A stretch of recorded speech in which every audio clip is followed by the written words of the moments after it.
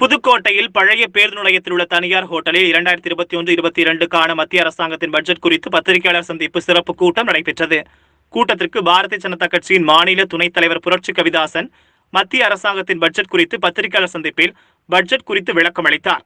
அப்போது அவர் பேசும்போது, மத்திய அரசின் 2021-22ஆம் ஆண்டிற்கான போடப்பட்ட பட்ஜெட் மிகவும் சிறப்பான பட்ஜெட் என்றும், அனைத்து விவசாயிகள், பொதுமக்கள், வியாபாரிகள் அனைவரும் பயன்பெறும் வகையில் சிறப்பாக பட்ஜெட் அமைக்கப்பட்டுள்ளதாக தெரிவித்தார். மேலும் எதிர்க்கட்சிகள் மத்திய அரசின் பட்ஜெட் குறித்து பல்வேறு குற்றங்களை சுமத்தி வருவதாகவும், ஆனால் மத்திய அரசின் பட்ஜெட் மிகவும் சிறப்பு வாய்ந்த பட்ஜெட் என்றும், பாரத பிரதமர் மோடி அவர்கள் பல்வேறு ஆலோசனை நடத்திய மிக சிறந்த பட்ஜெட் என்றும் புகழாரம் சூட்டியுள்ளார்.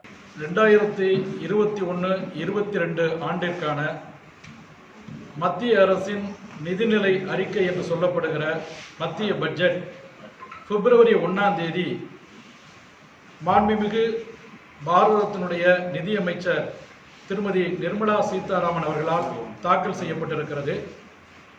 அனைத்தில் கொண்டு அனைத்து தரப்பு மக்களுடைய முன்னேற்றத்தை மனதில் கொண்டு அனைத்து தரப்பு முன்னேற்றத்தையும் வளர்ச்சியையும் ஊக்குவிக்கிற வகையில் கொண்டு வரப்பட்ட அருமையான பட்ஜெட் என்று அனைத்து பொருளாதார வல்லுநர்களும் நன்றி தெரிவித்து பாராட்டி வரவேற்றுள்ளார்கள்.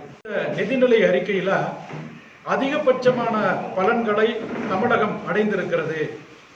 அதிலும் குறிப்பாக மெட்ரோ ரயில் திட்டம், சென்னையை உலகத்தரத்திற்கு உயர்த்தக்கூடிய மெட்ரோ ரயில் திட்டத்தினுடைய 2வது கட்டத்திற்கான நிதி ஒதுக்கீடு செய்யப்பட்டிருக்கிறது.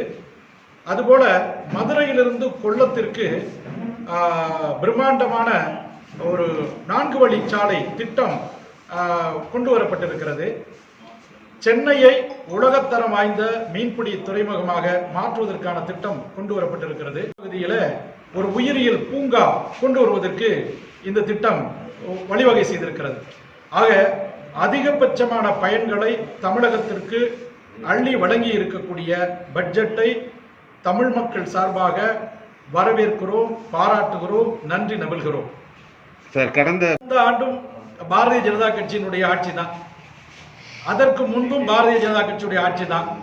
அதனால கடந்த ஆண்டோடு ஒப்பிடுவது என்பது ஒரு சரியா இருக்க முடியாது. அதனால இந்த ஆண்டு ஒரு பாய்ச்சல் வேகத்துல தமிழகத்திற்கு முன்னுரிமை கொடுக்கப்பட்டிருக்கிறது. நோக்கமாக வைத்து நடத்துகிற கட்சி ஆட்சி பாரதிய ஜனதா கட்சியுடைய கட்சி அல்ல, ஆட்சி அல்ல. தேர்தல் லாபம் பாரதிய ஜனதா கட்சிக்கு என்றைக்குமே கிடையாது. அதனாலதான் நீங்க வேளாண் சட்டங்கள் இந்தியாவை உயர்த்தும் என்கிற நம்பிக்கையோடு கொண்டு வந்தோம். அதை திரும்ப பெறுவதற்கு வாய்ப்பே இல்லை என்று அழுத்தம் திருத்தமாக எந்த விவாதத்திற்கும் எங்கும் தயார் அப்படின்னு திறந்த மனதோடு இருந்து கொண்டிருக்கிறோம்.